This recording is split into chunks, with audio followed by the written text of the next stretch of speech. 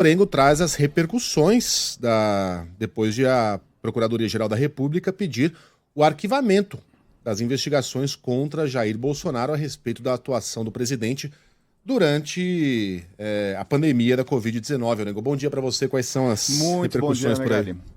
Bom dia, Megali. Carla, bom dia a todos. Repercussões aqui, principalmente na cúpula da CPI. Primeiro, Megali, era uma saída aqui da Procuradoria-Geral da República que já era esperada pelos senadores, né? Então, não foram pegos de surpresa. Já anteviam isso em função da demora da decisão.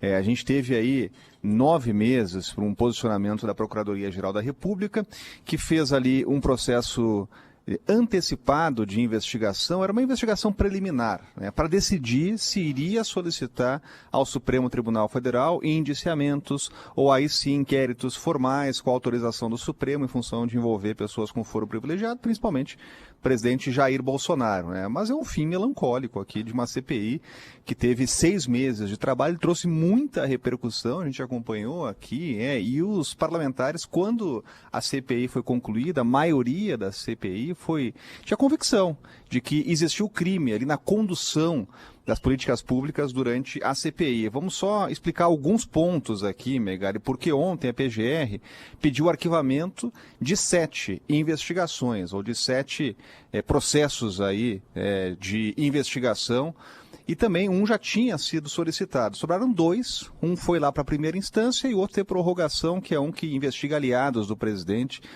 por difundir informações lá que poderiam provocar risco às pessoas, né? Outro caiu para a primeira instância, porque identificaram que não tinha ali prova suficiente para investigar ou para denunciar justamente o Ricardo Barros, líder do governo. Mas como envolvia pessoas ali, assessores do Ministério, isso caiu para a primeira instância, né, naquela investigação sobre o contrato da Covaxin.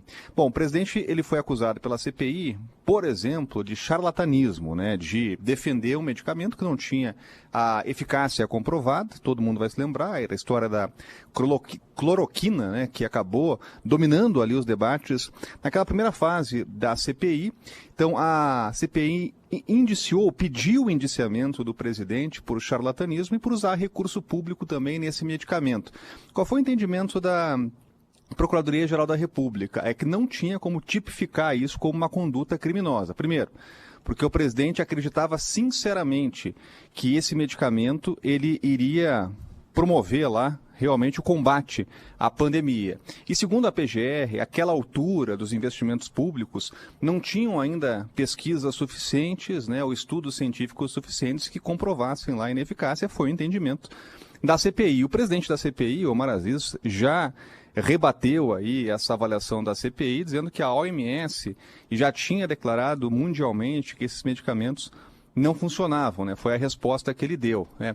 Outro ponto, Megali, a história do presidente gerar ali aglomerações, né? Também não usar máscara.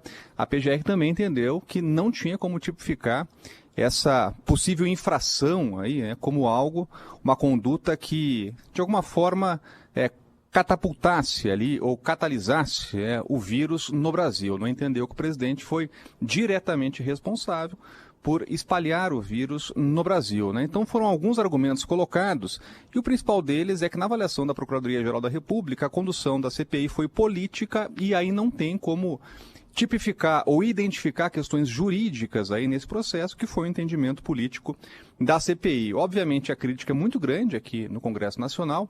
O relator o vice-presidente da CPI, o senador Randolfo Rodrigues, ele já está anunciando que vai ao Supremo Tribunal Federal para solicitar que a investigação prossiga, que vai inclusive pedir a intimação lá, um depoimento de Augusto Aras e até está anunciando que vai provocar lá Augusto Aras por prevaricação, ao acionar Augusto Aras por prevaricação, né? Agora, qual é o resultado prático disso, Megali? É arquivamento, né? Então, é uma tradição aqui do Supremo Tribunal Federal, quando o órgão de investigação oficial, que é a PGR, a Procuradoria-Geral da República, solicita o arquivamento, é uma tradição do Supremo aceitar, né? Não dar o próximo passo lá, se o órgão investigativo entende que não há motivo para investigação. Então, realmente, é o arquivamento, essa é a saída aí do processo, né? Obviamente, a gente vai ver a oposição aqui tentando ainda instrumentos jurídicos, né? O relator da CPI, Renan Calheiros, fala em ilusionismo jurídico, blindagem ao presidente, mas não tem muita saída, é um processo que vai acabar aqui no âmbito dos tribunais superiores em Brasília. Orengo, nos atualize a respeito da CPI do MEC. Esse assunto meio que sumiu do noticiário, né? Com o início do recesso. É verdade, CPI do MEC só vai funcionar depois da eleição, mas aí cá entre nós, viu, Megali? Essa foi a saída política aqui, né?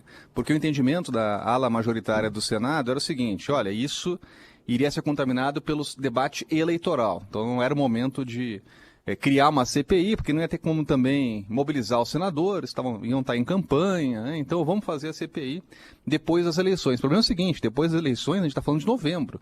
A CPI teria 2 meses de trabalho, sendo que em dezembro todo o olhar do Congresso está voltado para orçamento aqui, né? Os parlamentares costumam trabalhar só até dia 20 ali, mais ou menos. Então essa CPI não vai ter efeito prático, né? Depois das eleições, com pouquíssimo tempo. Essa CPI da Covid levou 6 meses, né? Não dá para construir um trabalho aí com menos de 2 meses numa comissão parlamentar de inquérito, né? Ela pode até ser instalada e começar os trabalhos, né? Mas não vai ter resultado, ninguém acredita aqui em Brasília.